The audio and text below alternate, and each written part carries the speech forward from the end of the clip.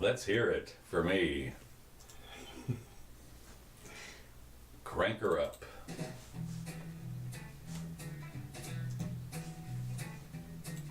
And away we go. 4 o'clock on the nose. Hey, hey, hey. Can hardly believe it. But believe it. Because we do it twice a week these days at 4 o'clock. Right here on the George Elmore channel.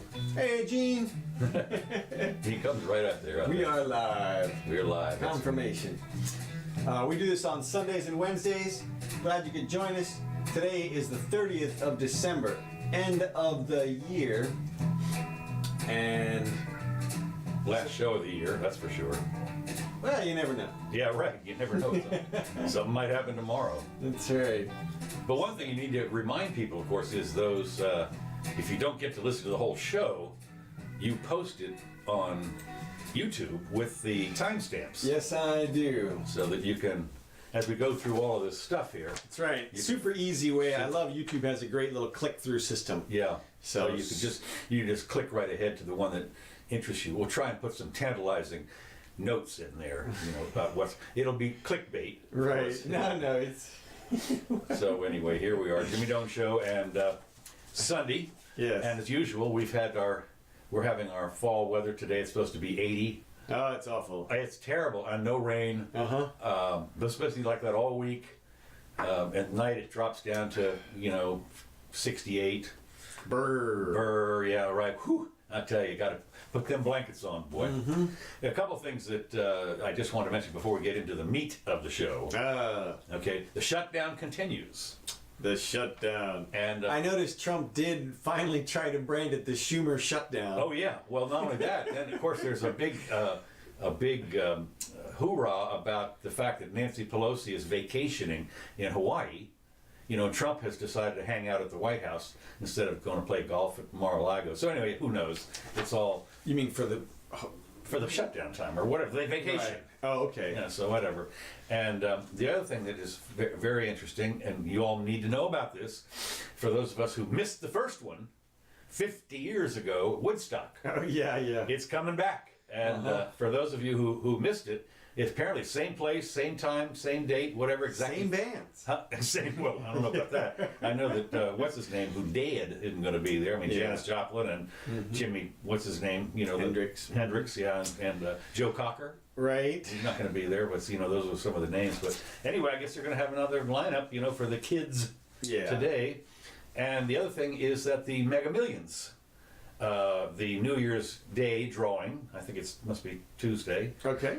415 million. So dash out there today or tomorrow, get your ticket, and announce the winner. Right. All right. Well, this is interesting. One of the things I've seen, and we'll see a couple of things on this, and that is how the fictional movies sometimes portend what's going to happen in real life. And Life imitating art. Yeah, exactly. Well, here's the deal. One of the things you can go on YouTube and see are the 20 times that the Simpsons said things, when Donald Trump being president, for instance, like 10, 15 years before he was. Yeah, that's because they're from the future. That's from the future. That's right. Anyway, you can see on there that kind of stuff. Now here, we're having one of the movies that you get to see in real life is Minority Report.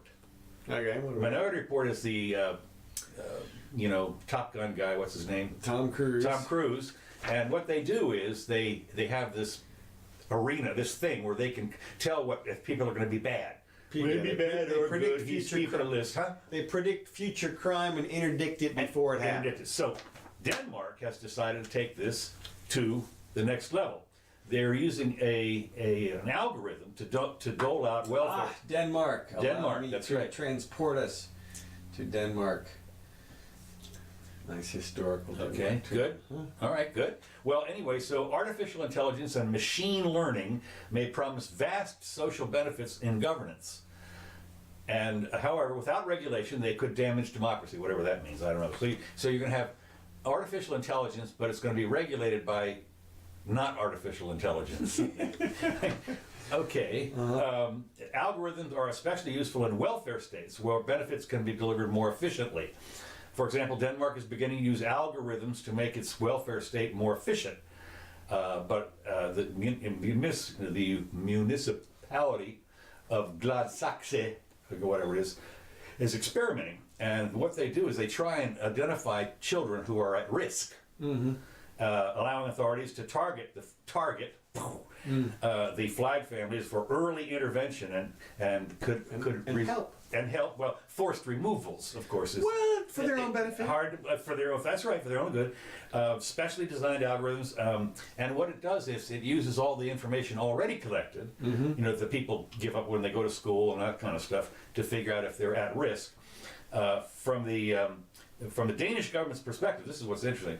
The child welfare algorithm proposal is merely an extension of the systems already in place to detect fraud and abuse. Of course. So what they do, this is kind of thing we talked about what China's doing, apparently in another way, and that is they will identify you with some computer algorithm in order to deny you benefits. Yeah. I've been saying that more and more, that as enforcement becomes better and better, well, watch out, because we're all committing crimes and violations. 3 felonies a day, you know, the famous book. Right, exactly. Anyway, the lists can be acted upon by, quote, control units, unquote. So, surprised they're not called hospitality units. Yeah, right, exactly right. It was interesting because when I was growing up, official assistance personnel. That's right. And well, what's interesting is when we were growing up, when I was growing up, that we always had a policeman come over to, and this was Officer Friendly. That was his name. I mean, that was the name we gave him. This is Officer Friendly to tell you how to, bow down and kiss his boots. So anyways, they're suspected of receiving benefits to which they are not entitled. So we're seeing that happen, and of course, the next thing you know, it'll come over here, I guess. The next movie that is apparently going to appear in real life is Skynet. Okay. Remember Skynet from Terminator. From the Terminator, right? Robot wars and new, bigger ships. Here's what the U.S. Navy has planned for its surface force in 2019. This is like in a day or two.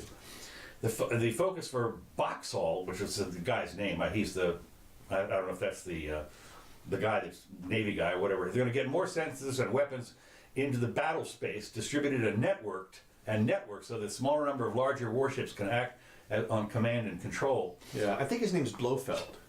Blofeld, yeah, that's probably what it is. Does he have a cat? So anyway, we'll ultimately make part of the 355 ship Navy, but we have no requirement for unmanned service vessels right now. Well, of course, that's coming, obviously. The Russians and the Chinese are testing, autonomous subs. Sure. Which is kind of interesting. Yeah, it's going to be autonomous everything. Yeah. That's the thing. It's swarms of creatures, robot creatures. Well, it's interesting because I've got another little small article on that to come in a minute. But this is what you need to go in the water and carry large things, and more places at less cost. Of course, less cost. That's always in the government. Less cost. I don't know. Per kill. Per kill, right? That's right. But it's interesting to see that where this is headed, because one of the nice things, I guess, in the sea is that they have, quote, sea lanes, but not really. I mean, the boat can go any place. So sure. The ship can go anywhere, so they can veer off their track anytime they want to, and especially in the Pacific, it's like wide open. Right. And you can imagine how this algorithm, like in war games, where suddenly the computer says it's an attack, and we're going to retaliate, and suddenly the missiles start flying because somebody is how do you turn it off? So. Well, it won't be like that, though. Oh, thank you so much for your objection. Yes, that'll be fine. Yeah, it'll be fine. Yeah, right. Okay. It's interesting because the Skynet thing was 20 years ago. Was that? I mean, how long ago was that done? Now the other just to switch on, because we're doing this in no particular order. From most important to least important. Least important, but this is something that I thought was interesting. The Montana. This is something the government. Montana. I can take us Montana. over to Montana too. Yeah. Big sky country. Big sky country. That's right. That's right. As soon as I figure out how to operate my transporter. Where is I'm waiting. here. Zing. Do you have a sound for it or anything? Or is it- Yeah. Okay. Okay. Oh, good. Oh, watch out for that guy here. Yeah, okay. Yeah, thank you. Anyway, the lawmaker proposes a state rock and roll song. Uh-huh. Now, this is something that's really big. I mean, you can imagine they're taking their time with Super this. important. Boy, whew, that's the most important. It has a state song, a state ballad, and a state lullaby. Already got those. I don't know what they are. Right. But this guy, this representative, would like to see the 2019 legislature declare the Hippie Hippie Shake as the state rock and roll song. How much time do you have on your hands? I mean, seriously, folks. So the bill's introduction borrows from the song's lyrics in saying, whereas... In his eulogy there, and he brought us the hippie hippie shake to Right. Montana. Yeah, it's on his gravestone. That's right. It turns out that the song was written by some Montanan when the kid was like 17 years old or something like that. And they interviewed him. He's living in California now. And they interviewed him, and he said that that particular song apparently has been used.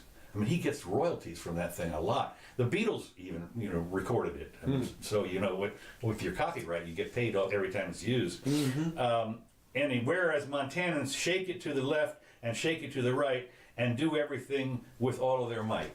Now that's going to be the chant, huh? Yeah, that's the chant. All 300,000 of them or whatever there are. I guess they're well, you can see it right now that in the elementary schools, instead of doing the praise to the flag or with the flag, I pledge allegiance, they'll sing this song. Right.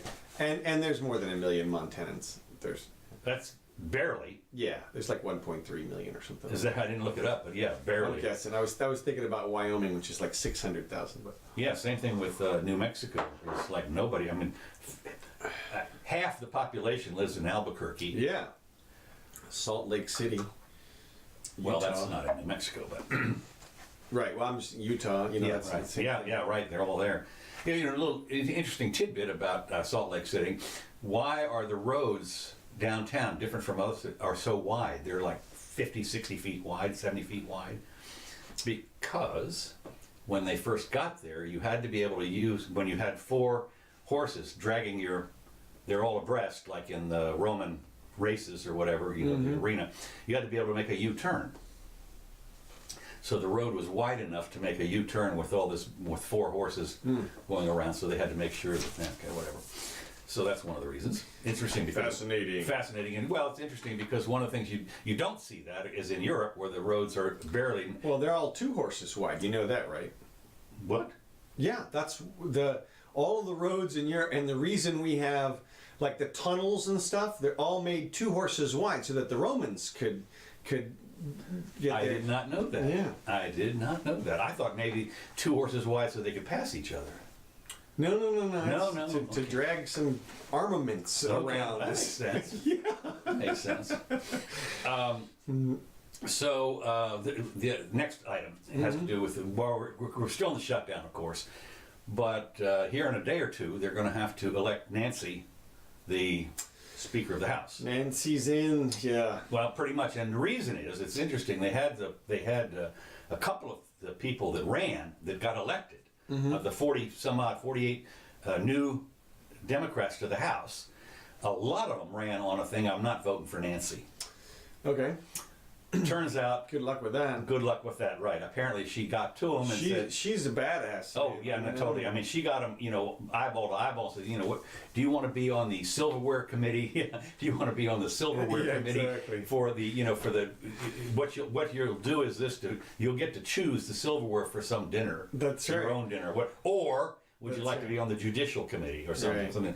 And boy, most of them caved. Well, this one girl didn't, and it's interesting because when we had the Kavanaugh thing, of course, there was somebody that said she was going to, somebody from North Dakota or something, and she lost the race because of her thing here, because she held to her conscience, quote unquote. Well, maybe, yeah. But she said this, and so of course now we're going to find out. It'll be interesting because when all these people have not that it matters. I mean, politicians, if you know they're lying when they open their mouth, kind of thing. What? Yeah, what? But it's interesting because the Republican opponents to these people that won, to the freshmen, because remember it's 2 years, another election, and for the House seats, and you can bet that the Republicans that lost are going to come back and say this person doesn't hold their promises. Cough, cough. Yeah. You know, she said she was going to vote against Nancy, and she didn't. Okay. Right. I don't have a reason to. Nancy's shrewd. She'll get in God, there. are you kidding? Of course she is. I mean, she's really. I mean, whew. She's vacationing in Hawaii, of course. Good, getting ready. Next item, another California item. This is very surprising. You won't believe this. 1 year of legal pot sales, and California doesn't have the bustling industry expected to have. Shocker. Now, why do you think? Why do you think? Is there any chance that you would imagine when we why? covered this, man, it's because when they went full legalization, they went full regulation, Right.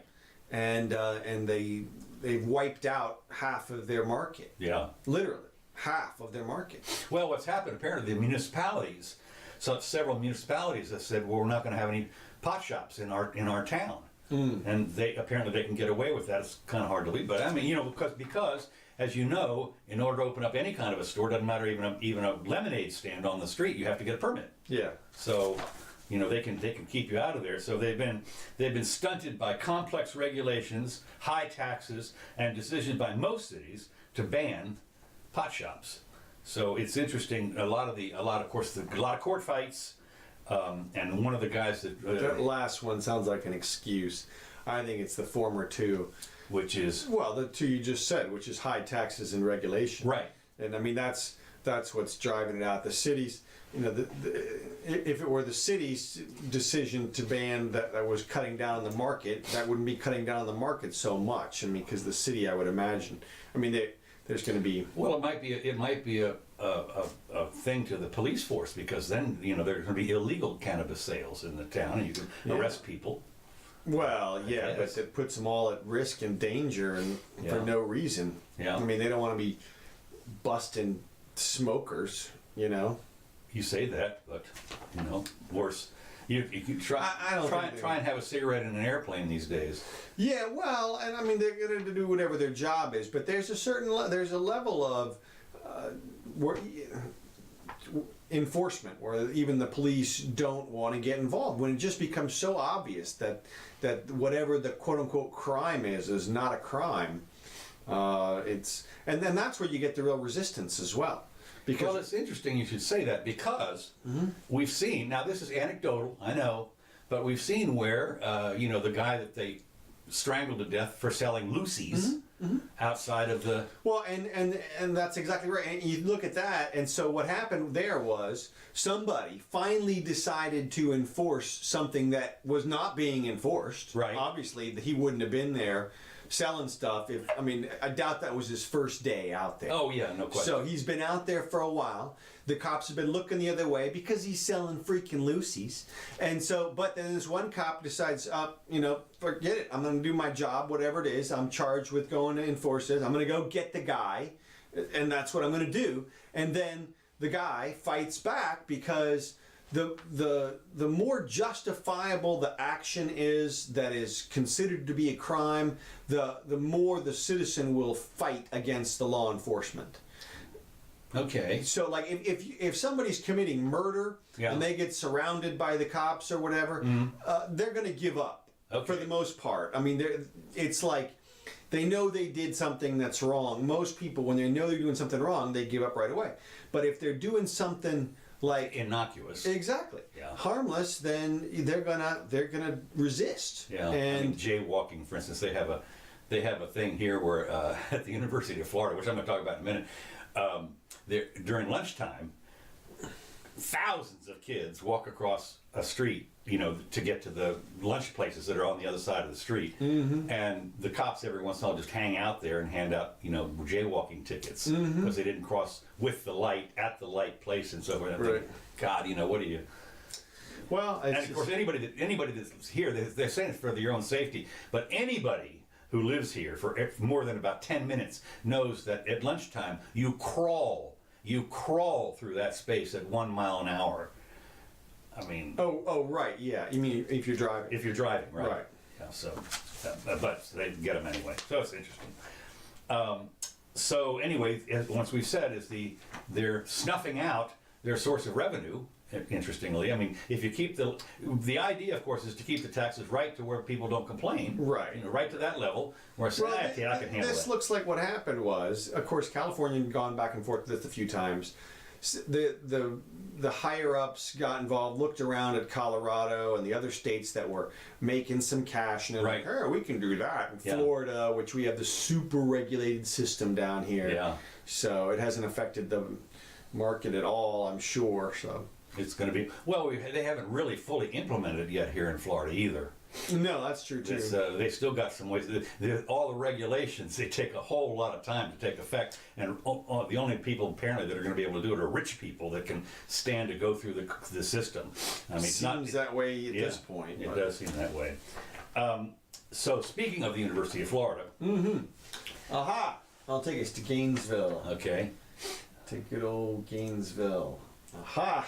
where am I?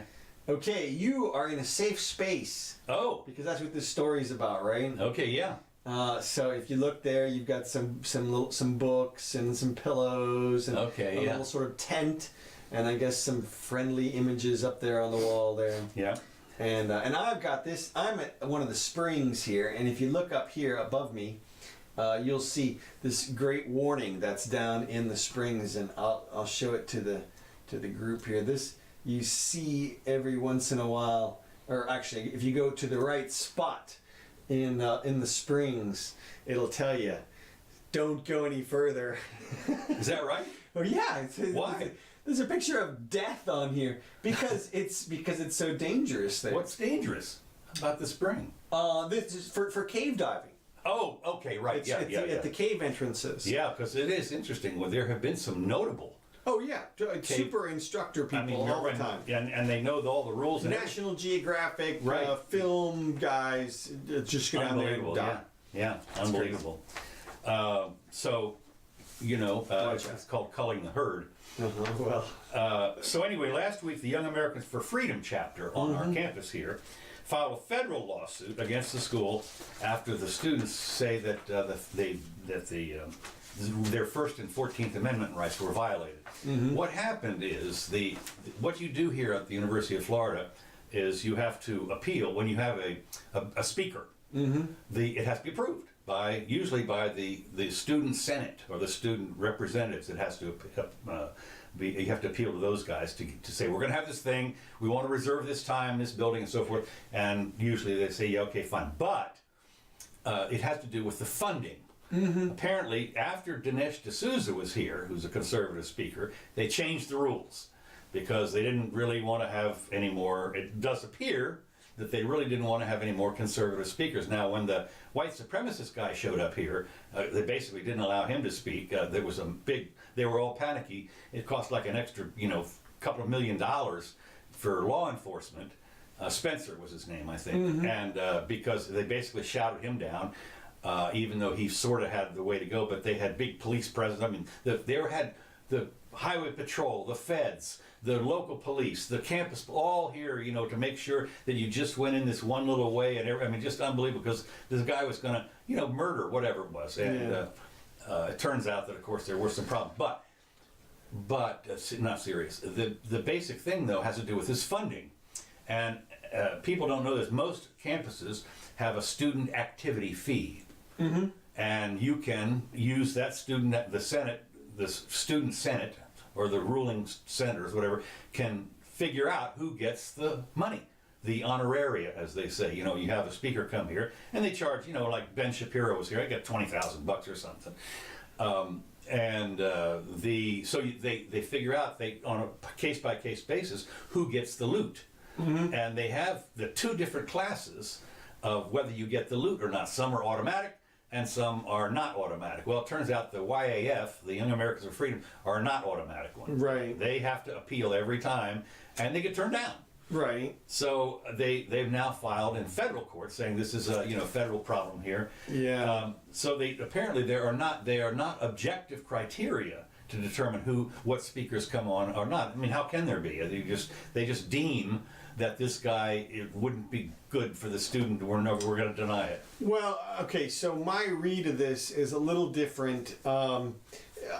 Having gone to the university there, I know, or what I remember is that, as you said, there is a student activity fee that is built into the students' payments to the university. Right. And this is what this whole article and fight is all about.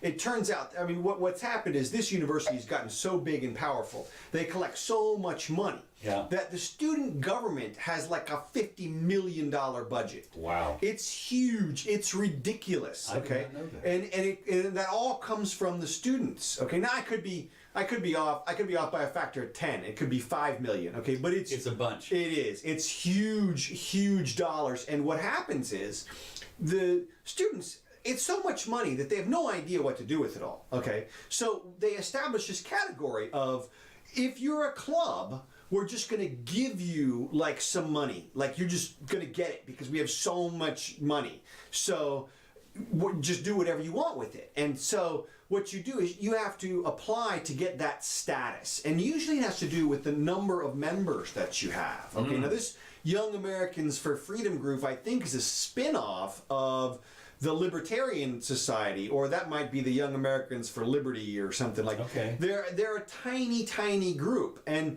you can't be a tiny group and get funding from the masses. You have to be a mass group of some type. Okay. And so that's why they get excluded, I believe. I think. So you think it's a numbers thing, huh? I do. I think because it doesn't say that in here. well, I know it doesn't, but that's what I recall from the thing is that was the division between who gets cash and who doesn't. Because otherwise, people realized fairly early in the doling out process. They're going, hey, I got me and my buddies there in the car. Yeah. And we're having a group. That's right. We got a group here. We need $1 million. Right. And so people were like, well, maybe not. So obviously they decided to do some discrimination and decide who gets what. But it's discrimination, I'm sure they're going to say, in a good way, from the standpoint of they just can't give out money to everybody. Right. Obviously, the Young Americans for Freedom want, like you said, $10,000 or $20,000 or something. It could be a classroom full of people that the speaker comes and presents to, based on the size of that group.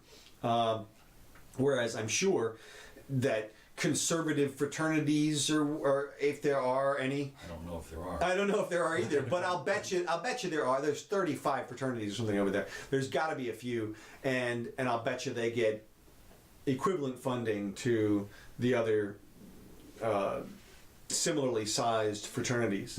So just my guess. Okay. So I'm not seeing. You can have speakers these days. I mean, what do you have to do? All you have to do is set up a green screen and a microphone, and you can stream it live to everybody. I mean, there's nobody's being prevented from assembling or speaking. What they're trying to do is bootstrap this into the fact that this is a public university and therefore they're using public funds. And so it's the state promoting this or that speech or something like that. I doubt it. It sounds like a tenuous argument. But okay, well, I don't know. They apparently have enough money to sue them in federal court. I mean, somebody. It doesn't take too much to file a case. Okay. Well, it's interesting because the hosts that they wouldn't fund, the speakers, and I don't even know who these. I know who Andrew Clavin is. Right. He's on Ben Shapiro. CRTV. Well, yeah, and I think also he's one of the Ben Shapiro people. Yeah, I think that's that group. He's that group. He's got 4 or 5 in that group that are on The Wire. Or the Daily Wire or something like that. Yeah. Whatever it is. It's fun. He's conservative, obviously. And Dana Loesch, and I don't know who she is. She's another one. But apparently they want to have them here, and I don't know what they get, how much they get. And, of course, one of the things is that very often, even when they have somebody that nobody likes, they still can fill up the auditorium, at least with shouters. They did with Spencer. Well, that was a reverse-like situation. Yeah, it was. I thought this is kind of interesting. The University of Florida administrators are limiting YAF members' First Amendment freedoms by forcing them to pay into a system that funds opposing viewpoints. And this, of course, is the same kind of thing that with unions. You know, when the people, the unions are all upset because there are some 30 states or 35 states that have right to work laws where you don't have to pay dues if you're, other states you do. Doesn't matter. Yeah, and the student activity fee is straight out of the Communist Handbook. You know, it's we're just going to force you to all pay in, and we'll decide what's best for everybody, and it's good for all. And well, what they claim, of course, is that the funding request process is, I love this, arbitrary complex game of chutes and ladders. I thought that was funny because if you mess up someplace, you go back to the beginning and start all over. I thought it was an apt simile or whatever it was. I thought that was interesting, and it's the sole discretion there. So anyway, that is what's happened here, and it'll be interesting to see how that pans out. I suppose. Of course, you got 50,000 students here, and it'll be interesting to see. Local news, local big news. Okay, another thing, next item on the list here, in no particular order, there is something that they call the traveling salesman theory problem. Traveling salesman problem. What happens with the traveling salesman is if the salesman wants to go to 3 cities, the route that you take, there's only 2 or 3 or 4 different ways you can go. 1, 2, 3, 3, 2, 1, whatever it is. With 6 cities, suddenly it ends up being there's 36 ways or something like that you could. The problem, the more places you need to go, like a UPS truck or something, in order to save time, the complexity it rises exponentially. And by the time you have to visit like 10 different places, the possibilities of the routes are hundreds of thousands. Right, it's like a chessboard. Yeah, right. And so the problem has to do is how do you solve that? Apparently what you have to do is brute force. You try every way you can and see which one does it. And it's interesting to me. One of the things that UPS, for instance, has done, I believe, is they try and get their routes so there are no left turns. So that's a delay of someone. I've actually witnessed a truck taking a left turn one time, but apparently at that particular time but you think about choosing the route. I mean, it's for especially UPS or FedEx or whatever. Now the mailmen, of course, they all have a linear route because they do every place. But still, the complexity, I think, is really amazing. So what happened is they have found, of all things, hard to believe, a billion-year-old amoeba that does it, that solves the problem almost instantaneously. And what they've done, one of the oldest problems in computer science, solved by a single cell in Tokyo. There's no mathematical simple formula, but they found this amoeba. Let me just see if I've got what it is here before I don't run off. And this amoeba reacts to 2 things, light and food. And that's it. But it can go in, any number of different directions to avoid one, avoid the light, and get the food, and so forth. It's a slime mold. I love it. Very simple. That does 2 things. It moves toward food and moves away from light. Anyway, they have tried to use this efficiency to solve the. I don't know what they do is put the amoeba on the UPS truck or something, but how they do that? I guess. But I thought it was interesting that this amoeba, or whatever it is, has evolved, and they don't know how it works. They just know that the amoeba, single cell, solves the problem of how to get to the food. But they didn't say how it solved the problem. No, they don't know how. Well, no, I mean, what's the solution to the problem, so to speak? The solution is to avoid the light and get the food. No, I know, but in the most efficient way. What they did is they put food at 20 different places. I gotcha. Yeah. And then light, right? Exactly. And it goes around the best route. Exactly. Somehow. Yeah, somehow. Well, it doesn't surprise me that biology would find a way. Yeah. Because let's face it, that amoeba has spent 1 billion years figuring out that problem, and it's been an amoeba the whole time. I mean, we were a single-celled creature 1 billion years ago. And why didn't we figure it out? Well, we did. We figured out to use the amoeba. Right, okay.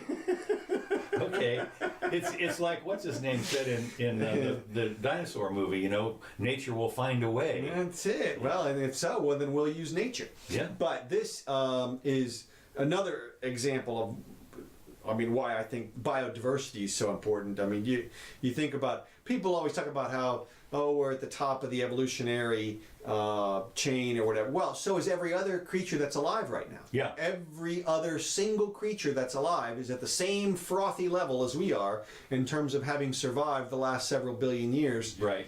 Or not. Here's the deal. If it's like we've only survived for 100,000 years, but that's not true. I mean, before we were a hominid, you were a monkey or something. Right. Before that, a lemur, and before that, it was, you know, a squirrel thing, and then a amphibian, and then a fish for 100 million years, and then some kind of worm, and back before that, an amoeba. So we decided to evolve or whatever. That amoeba decided, I'm good as an amoeba. Well, that's what they said. All I got to do is figure out how to get to food and stay away from the light. I'm good. No, it's fascinating when you like you say the organisms like tortoises, for instance, you know, been around forever. I mean, sea turtles, for instance, have been around literally forever. I mean, before the dinosaurs, and they, you know, apparently managed to. Sharks are another one that survived. You know, they're at the top of their particular niche in the food chain. Yeah, I'm getting to the impression at this point that evolution is largely driven by opportunity, created by death of prior niches having been filled by other creatures. Well, that's what, yeah. Everybody will tell you that if the asteroid hadn't showed up, we'd be, you know, like that TV show. And that's happened several times. Happened a bunch of times. You know, the one asteroid. 95 or 99 point something of the species ever alive on this planet are gone. Yeah, it's 99.99 or whatever. something. Yeah. 95 of them died in one episode. Yeah, right. The Great Dying, or you know, that was, They've had 4 or 5 of them that they know of. well, yeah. And that has created really the opportunities. I think that evolution. You know, I think the creatures that came about it just sort of happened that way. So well, a lot of people don't. You know, it is interesting because they figured out that the mammals have been around since way before. I mean, before the design. During the dinosaurs, there were lots of mammals, but they were just they were out of the way. So anyway, now the next item that is interesting. This is something you really want to know about. Angelina Jolie has dropped a hint that she might run for president. Yeah, I can't wait to see the cast of characters this time around. It's going to be a reality TV show. Somebody ought to produce the race for the presidency. I mean, and just follow them around. Well, they're going to do that. I mean, you know. Yeah, I guess it's the same. I guess what the press do. Yeah, that's what they do. But here's the thing that's interesting is when you realize that there can only be at the end There can be one winner, and so they're going to have to tear at each other's throats. You know, at the end, they're not going to play nice forever. No. But I think it's interesting that the race begins here in a couple of days, and really in earnest, when Beto or whatever his name is, and the 4 or 5 major quote front runners are supposed to announce in January, and they're going to try and suck up the wind or air or food. The donations. The donor, they're going to have to hit up the donor class. Yeah. And the donors are all going to, they're gamblers. We're going to shake the dice. We're going to go with Angelina. Now that would be the thing. You go with both. Yeah, we both, right. But I mean, if I could hang around with Angelina, I mean, why not? She's a UN ambassador, I think, for something right now. But well, and then there's Oprah. Yes. And The Rock. Right. People have been talking about The Rock. Yeah. Well, I mean, if the Donald can do it, who? Well, exactly. And I bet you Arnold, at some point, Arnold's going to throw his hat in the ring. He can't. Because he wasn't born here. You're right. But my thought is, you do a little shell game. We changed the law for That's me. right. That's right. Yeah. Well, that's the only thing is that everybody knows that's what they would be doing it for. Yeah. But, and I guess it's kind of hard to change. No, well, since it's in the Constitution. Yeah, exactly. That's a big deal. No, he's... they just I just figured they would just deem him to be born here or something like that. Yeah, They that's just, what... Yeah, for purposes of the Constitution. Right. Yeah, we have deemed this. We have deemed this clause not to apply to Arnold. That's right. That's right. Something like that is what I was thinking. Well, they've done it before, by God. Yeah, I know. Less audacious tacts have been taken. Let's face it.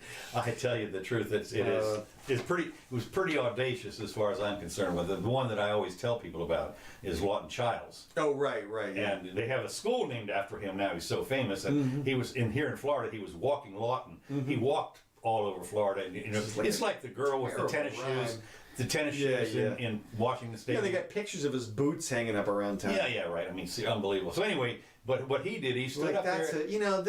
This kills me. Like, that is some sort of admirable thing. Like, he's the best beggar, is what that comes down to. When they had that clip of Beto O'Rourke telling his supporters afterwards, "I'm so effing proud of you all. I'm so proud of you." For what? Like, swearing their allegiance to you? Like, that's what you're proud of them for? Well, I know, but it's just like, it's like, it's just such an amazing, and then they just eat it up, Of course they do. Well, he's proud of us. I'm going to pledge my fealty to him. Right, exactly right. Well, as I say, this with Lawton, just to finish this off real quick, they had passed the Graham-Rudman balanced budget amendment previously, and this meant that the budget had to be balanced. I mean, this was the way they were going to do it. And they had the budget. I'll never forget this on C-SPAN. They had the budget, and Walken Lawton stood up there and literally held the budget up, back then when you could do it, the budget up, and slapped a piece of paper on the front of it that simply said, "For purposes of this Graham-Rudman Act, we deem this budget to be in balance." Boom! That's it. It was so out of balance, but we deemed it to be in balance. Got it done. I know, but just, the audacity is just, he's stunning, and yet he's worshipped. He's a hero worshiper. Unbelievable. So anyway, we're voting for Angelina. That'll be fun. Well, see her in the debate. I think, Oprah and The Rock would be hard to beat. I think, Beto, you'll have, I don't know who they'll run, and then. Well, like I said before, we'll see if Trump's economy survives. So. Yeah, that's true too. That'll be well. Like I say, they have really done. Speaking to backtrack a little bit about the government being shut down, which of course they didn't. But there are two things to consider about this. Let me digress for a minute before I get on to the. Although the other thing is this dovetails into what the next item is. Government tells furloughed workers to unclog toilets for rent as Trump rants and raves over the border, over the border. In other words, the fact is that the reason the government shut down is because he didn't get his border wall, fence, whatever. Right. And they're saying you're not going to get it. You're not going to get your $5 billion, which is a rounding error in the budget anyway. And so there's a standoff. Well, they've all doubled down on this, and they've basically said absolutely not, and so forth. Yeah. But I thought it was interesting that. Well, what does he mean, unclogged toilets? This is our favorite fellow that I watch. He's on all the time. Is Reich. Okay, yeah. I thought you were going to say him, right? Okay. Robert Reich. I mean, he's hysterical about his socialism. It's so funny. Yeah. So what he said was, he says, dysfunctional. This is his opinion. This is a lefty opinion. You can see it. Besides the national embarrassment of having a dysfunctional political system, as long as Donald keeps up his tantrum over the wall, some 800,000 federal workers will go unpaid. For many who live paycheck to paycheck, the prospect of not being able to put food on the table or pay their mortgage or rent is a very real concern. So they've gone. They're on Twitter with the hashtag Shutdown Stories, and of course these people are moaning and groaning about how they're not getting paid. Well, one of the things people don't realize is, I think somebody told me that federal workers get paid every 2 weeks. Okay. it hadn't been shut down for 2 weeks yet. I mean, the first payday is like in a couple days, like next Monday or Tuesday or something. So it wasn't like anybody hadn't been paid. Right. They're going to not be paid maybe on Tuesday or Wednesday. Okay. But the other thing is, federal workers living paycheck to paycheck. I mean, I'm thinking, are you that irresponsible that you don't have enough money in stash somewhere to live an extra week or two? So should something happen, I mean, that's totally irresponsible. It seems to me. Well, that's just misstating the facts. There's nobody out there who is. Nobody is going. And let me put it this way: nobody is going to be booted out of their rental or their house or their work, or their bank is not going to boot them out and foreclose on their house. First of all, it takes about 3 years to do that anyway, because of a non-payment for a federal employee. Well, it's different in different jurisdictions. Whatever. It takes more than a week. Well, yeah, it certainly it takes months anyway, and I mean, you could imagine somebody. Having their car repossessed by missing a payment. Yeah. But if you were going to do that, you certainly scramble to borrow some money from a friend or something. Well, not only that. Your lights getting turned off or something like that. But like, a couple of $100 or something. I mean, you go to your landlord. In other words, you have to choose what to pay. You go to your landlord or you go to the bank and you say, I'm a federal employee. Right, exactly. They're going to pay me. Right, exactly. Don't worry. Right. You'll get your money. So, right. Well, everybody knows that. That's everybody why knows that. This whole thing is just like a real stupid kabuki theater. Oh, it is. It is a kabuki theater. But the Robert Reiches of the world, and they're not alone. Are the fear factor is unbelievable. Look at these poor people. They're out there. That's the game. I know. The whole game is scare the crap out of everybody. Well, it's look how awful the other side is treating whoever the victims are of the shutdown. Yeah. That's the game right now. It's look how bad the other side is because they did this. It's just the stupidest thing ever. And of course they're all going to give up soon. Yeah. And of course, whoever loses won't have lost anything big. No. And so, like you say, if you don't have somebody that you can't walk across the street and borrow some money from, I mean, basically, if first of all, non-governmental employees are not losing their jobs. They're all hired to beat the band. Well, I mean, you have friends that are working. Yeah, but you could imagine some people's businesses, like the hot dog cart guy out in front of wherever these federal employees works. Yeah, right. He's not getting paid. No, he's not getting back pay. No. He's going on vacation right now. Yeah, that's right. Forced.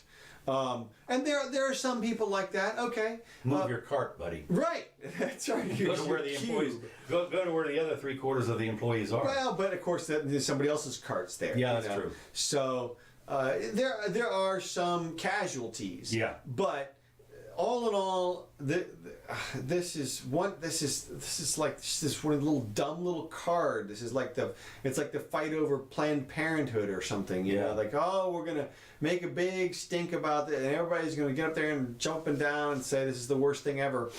And I don't think anybody cares. I mean, on any side, the people who care the most are right now are the pundits. Right.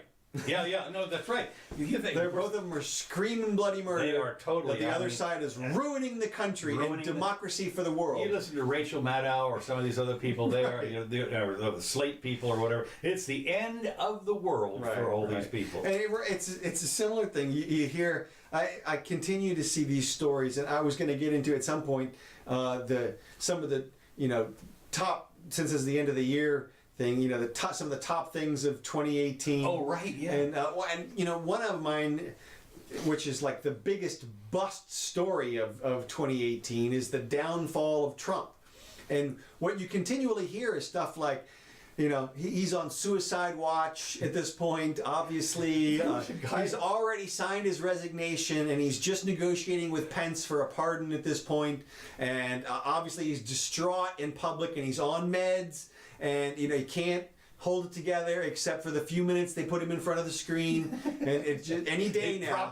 They prop him up. Any day now, he's going to turn over the government to Hillary, I guess. Bernie. Right. And then that's it. And so. Well, what you said is so funny because in today's paper, in the Gainesville Sun, there was a letter from a retired psychologist that had analyzed Trump from right. afar. He's not the only one. Sure. And this is obviously You can tell obviously he's demento, crestfallen, demented a person, and he needs to seek help immediately. They need to commit him. 25th Amendment. He needs to go. That's right. Yeah, exactly. Yeah. So it is amazing to me to see the number of people that figure that the impeachment is foregone conclusion. That's right. Yeah, that's what I'm getting at. You see, it just, we're just another couple. Maybe certainly by the summer. But, right. But that's going to be first on the list, and they're going to have the people that and the Republicans are all on board. Also, it's over. It's over. It's over. Right. That's right. It's been over since like November 5th. That's right. That's right. November 7th or whatever it was. Yeah, exactly. 2 years ago, right? That's to me the biggest bust story of the year. Yeah, so. I think it is funny to see that, and it is interesting also when you see like Scott Adams and some other people that are. He's not a pro-Trumper at all. He says they're not a politician, but he says this is smart on some of the stuff that he's done, and so they can list some of the accomplishments, whether you like it or not. Mm-hmm. And so I mean, and they had worse lies on McLaughlin Group. Oh, did they? Yeah, I didn't. And they weren't bad at all. I mean, again, one of the worst lies was Trump about Stormy Daniels, which consequences, please. Yeah, right. And another one was Mexico will build the wall. Well, if that's a lie, the consequences are good for the Democrats, right? Yeah. I mean, that's so. How bad of a lie is it? Well, there was, and Reich, as a matter of fact, I didn't get a chance to go through it because I can't watch him all the way without through. On killing yourself. I feel right. No, seriously, without taking a fork to my eyeballs or something. Right. But he had the top 20 lies. No, that's turn it off. That's right. But he had the top 20 lies. I passed out 3 times watching the first couple minutes. That's right. So that's right. He had the top 20 lies. He had the top 20, and it's on Facebook. Trump's top 20 lies. Yeah. Oh, Right. okay. Oh, okay. Yeah. What were the top 5? I don't even know. I mean, you passed out. I passed out. He got the 1 or 2 of them, and Right. And I might have to go back and do it. But. Well, yeah. I'd like to see. I've been quizzing people about that the whole time since I've been hearing about the lies. Yeah. And to me, it's.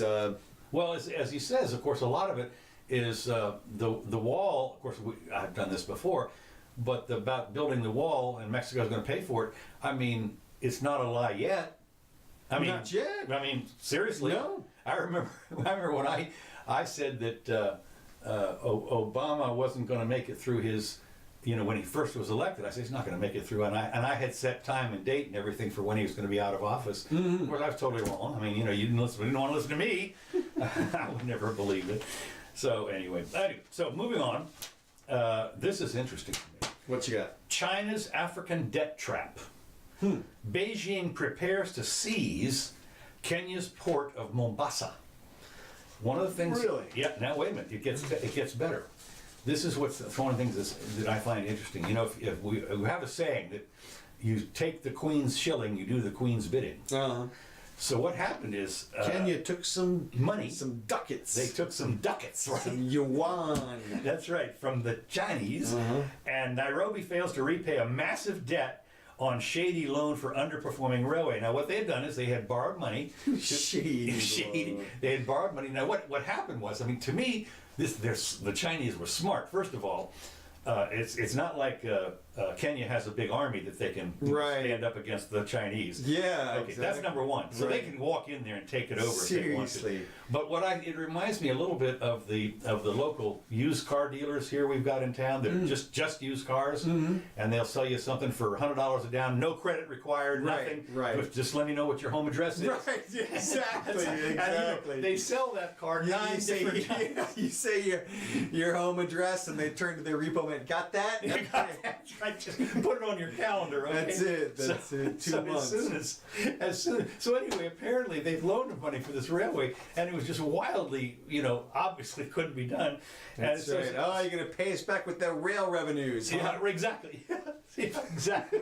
It's such a boondoggle. You know that, Rob. So anyway, they're thinking about seizing the port, which is a big deal. That's a moneymaker. That's real. Africa media reports that Kenya may soon be forced to relinquish control of its largest and most lucrative port in Mombasa to Chinese control. Other assets related to inland shipment of goods to the port, including inland container depot and the standard Well, gauge. but who's the mob around there? And by that I mean, okay, you got Kenya, but who protects Kenya, really? I don't know. I mean, what? Look, if they're going to walk in there and see if they did this, it's not like they can walk in there and take control of the port easily. It seems to me. I mean, that's the threat. Well, exactly, and I think your assessment is right. And of course, like we said, Kenya doesn't have the troops. But what I'm getting at is power is sort of always present behind the scenes somewhere. And You mean you like the tutus or whatever it is, or the well, no, like no, not the Hutsis and the tutus or whatever, but no, or the Hutus. No, I'm talking about a regional power that operates in the area that has something to lose from the Kenyan port falling under Chinese hands. For example, India or Saudi Arabia, maybe, or somebody. Well, you know that the Chinese are going to make a deal with those people. I mean, if the port stays open, they're not going to lose money on it. They're going to make sure that it stays open and all the shipments and everything come through there. Yeah. I mean, they're going to run it right, is what they're going to do. Probably be a huge improvement. That's it. Yeah, and look, I'm not saying that it's not going to happen or anything like that. I was just kind of thinking to myself, it would seem like, for example, let's say China decided to take over Iceland, right? I got to figure somebody like England would have something to say about that. Yeah. Somebody who's right there in the neighborhood. Yeah. But who would be like, look, they're an independent country, but don't do that. Yeah. It's like we did to Bahrain or to Kuwait. We were like, don't take Kuwait. Yeah. Saddam. Should have let them have it. Oh, okay. Hindsight. Well, there's the whole regional power issue you're right. discussion, but anyway, Of course, the regional power for Kuwait was 5,000 miles away. Well, right. I mean, it probably wasn't our situation. No. But anyway, I don't know who's Kenya's deal is. I mean, I don't think Kenya has big trading partners with anybody that I mean, aren't most of those African countries rich in some kind of resources? Lithium or something, or Kenya, I think, is one of the richer of them, but no. The answer is their GDP sucks. Yeah. I mean, Arkansas whoops their ass. I mean, it's like they got nothing, relatively speaking. That's my. Well, apparently the port, for some reason, is lucrative. Now I have no idea. Well, why. it's across the world from China. I mean, the strategic value to China is enormous. Just right away. Now, doesn't China own our Long Beach port? Maybe so, but they're not putting battleships in there without our permission. That's true. But they could, but they could do that in Mombasa. Yeah. Well, the same way the Russians have their in right. Ukraine. It's us in Hawaii. Yeah. Right. Yeah. Exactly. Okay. Moving along. This is. One of the last things I've got.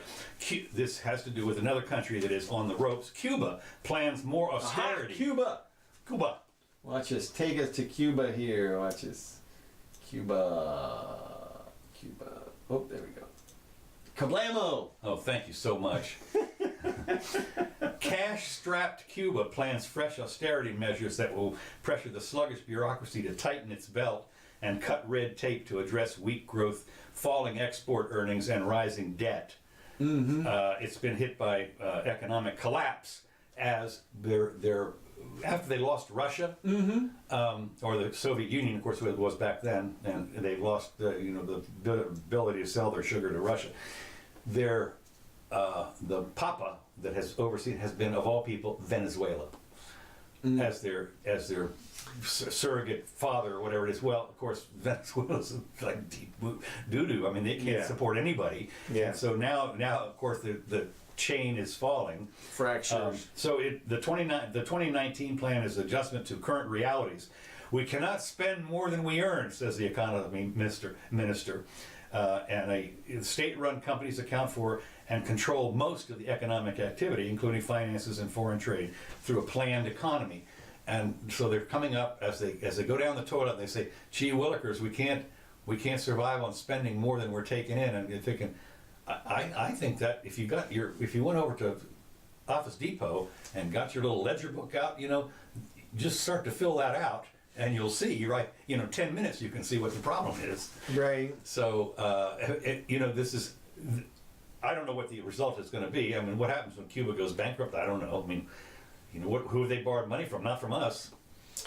Yeah, I keep expecting large economic interests to swoop in there and buy up a bunch of properties and set up a little mini Las Vegas there, like they used to have. Oh yeah, no, I know that. But what's interesting to me in that regard is that the government there blames, of course, the United States for not our blockade, but our sanctions. Right. Well, except for the fact, and this is one thing that gets me, is that no other country has sanctions. I mean, they can trade all day with Canada, with Europe, with South Africa. They can trade with Australia, and they can trade with almost anybody. Yeah, well, they have to have some sort of rationalization as to why their system is failing. Right. And it can't be that we screwed economics up. are bad. Yeah. It has to be somebody's fault. Well, it is. So, and they blamed it on our sanctions. Well, as I say, you can. And when you say they, that's the popular. That's what the guys at the top are going to throw out. Of course, because then it gives them a devil. They do it here in this country. Sure. The fact is that Trump is the devil or whatever it is, and that's the reason for it. Okay. The last thing I've got is that the EU has moved to outlaw phrases such as man-made, manpower, and mankind in favor of gender-neutral terms under the new PC guidelines for translators. Now, here's the interesting thing, I think, about this. They're going to outlaw it, okay? So now, if you are speaking in German, and you translate into French, you're not allowed to use, you have to use a PC correct version of personhood. What about the word mansplaining? There's another one, right? Human. I mean, right. Who person. The thing about it that's interesting to me is that what they're worried about are the translations between the languages as much as anything. And you figure out that if the gender-specific words and what's just fascinating, because most of the Romance languages have gender-specific on everything. Right. I mean, hard to believe this, but the gender of breast is masculine in French. But what I'm saying is, now you're going to, instead of le or la, I don't know what you're going to do when you say person. When you say person or something like that, if it's supposed to be gender neutral, they're going to have a world of hurt. But the main thing is they're going to outlaw it. And I'm thinking, okay, so you use the word, I don't know, la clé. Clap him in eye. Clap him in eye, that's right. The PC police show up from Brussels and well, this is clap just you in irons. beyond stupid. If you think about it, the translations, I mean, right away, you've got a situation where you're defining the words. So you can use whatever words you want. Well, I found out, for instance, that... but you have to communicate. Right. Well, it's one thing... right. Well, one thing that is interesting, I forget exactly what it is, but in French, I forget what the word clé, C-L-E-F, depending on whether it's masculine or feminine, means two entirely different things. One means key, and I forget what the other one is, dog or something. But the point is that here's the deal. If you make that gender neutral, you're doomed. I mean, you don't know if it's a key or a dog when you start to try and make it gender neutral. I just think it's interesting. So they're doomed on this. I don't know if this is fake news or what.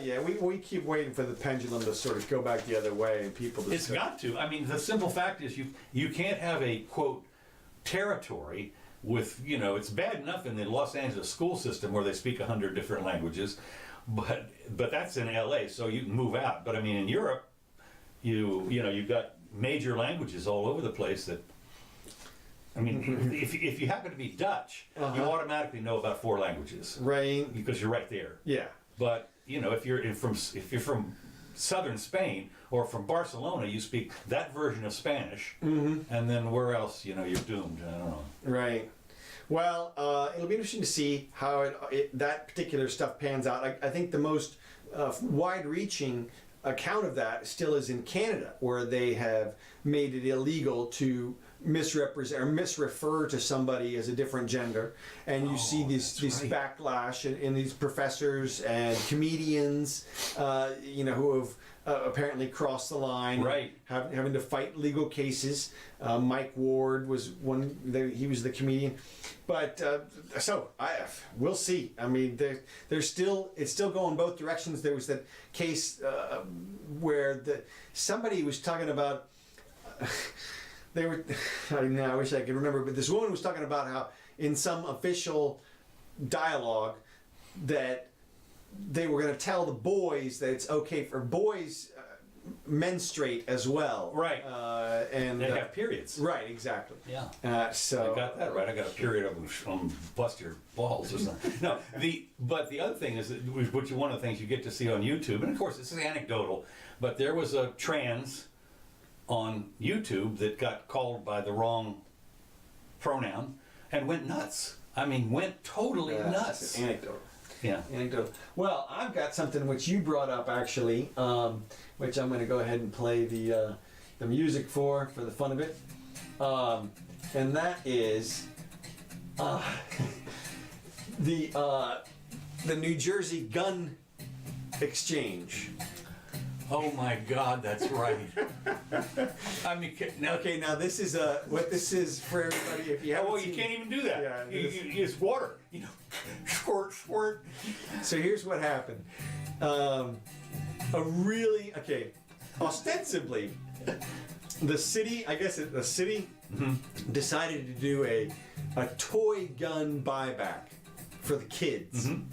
So they basically had the kids exchange their toy guns for a different toy, and their supposition or their proposition was that this was going to condition kids to not play with guns. Okay, couple of things Okay. about this. Number one, did you notice the pile of guns that they had collected from the kids? No. A lot of very similar guns, and I thought to myself, wow, that's interesting. They have this gigantic bin, and there's like 5 different kinds of guns in there. Why is that?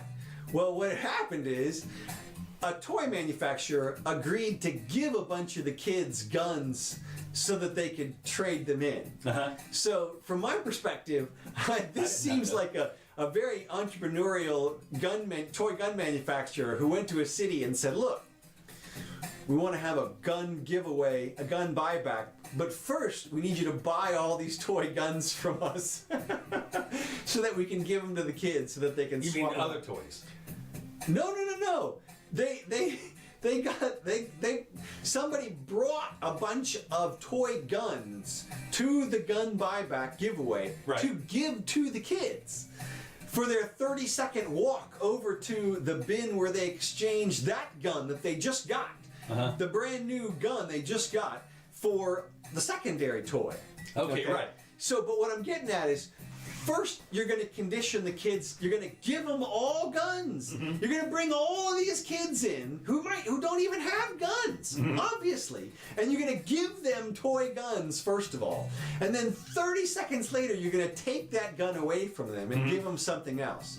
And this is supposed to teach them something, right? Teach them what a bunch of maroons. We want all you kids to go out in the woods and get sticks. Yeah, right. Well, the other thing that, talk about the entrepreneurial part is if you were a toy manufacturer of, I don't know, teddy bears or something, you'd go sell those to the city. Right. Well, you sell both. You right. Go down there No, and you go, listen, of course. we need you to buy a whole bunch of guns and a whole bunch of teddy bears so that you can have the kids trade the guns in for the bears. It was remarkable. Yep. It was really, really remarkable. Let's see. Oh, and one other real quick thing, an entertainment update.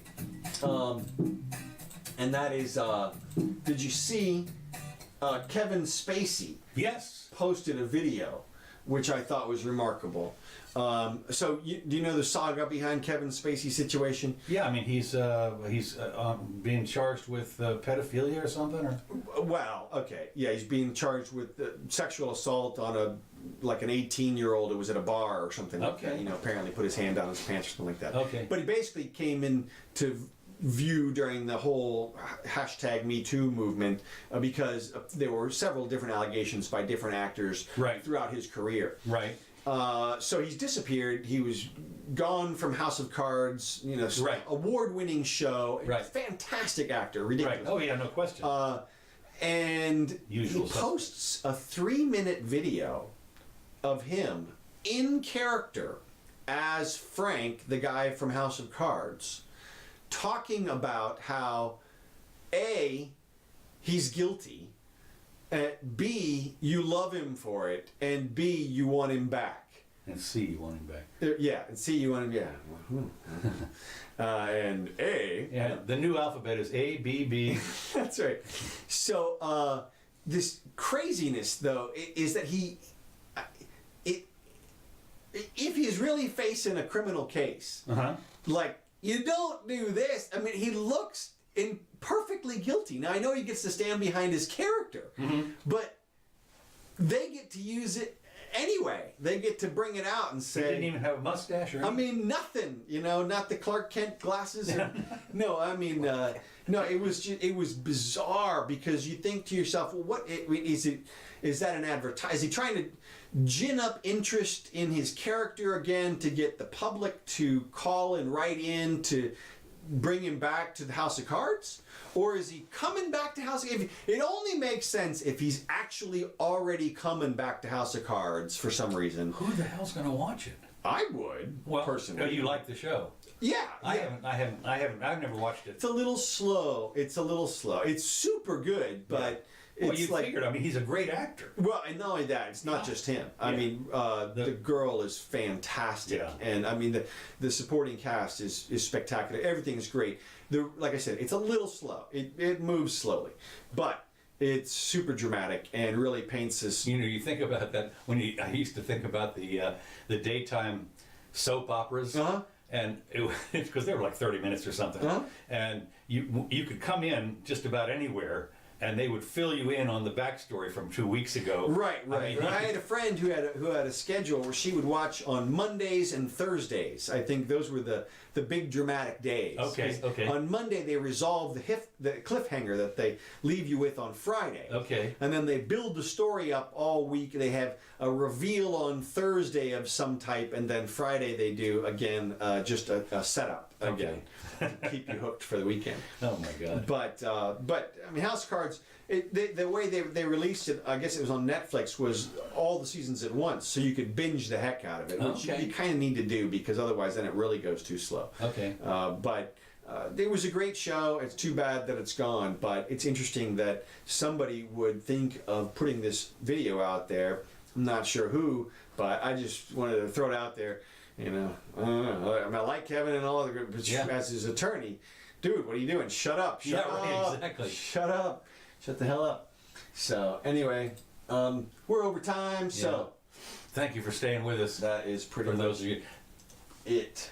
now for those of you who joined us late, now of course you're going to post this with the timestamps, right? Yes, On YouTube. I'm going to post this on YouTube right in about an hour or so, and so.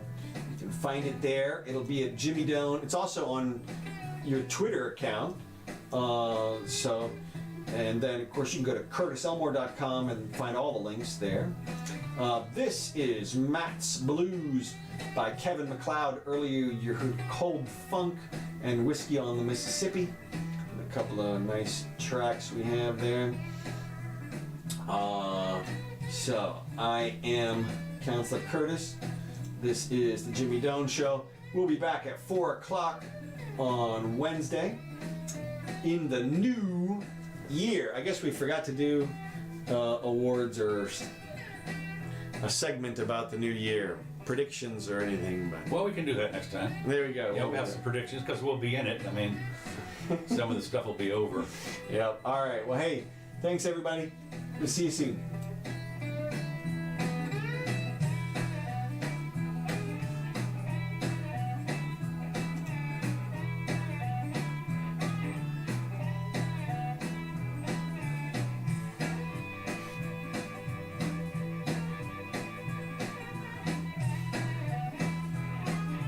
Who do we have?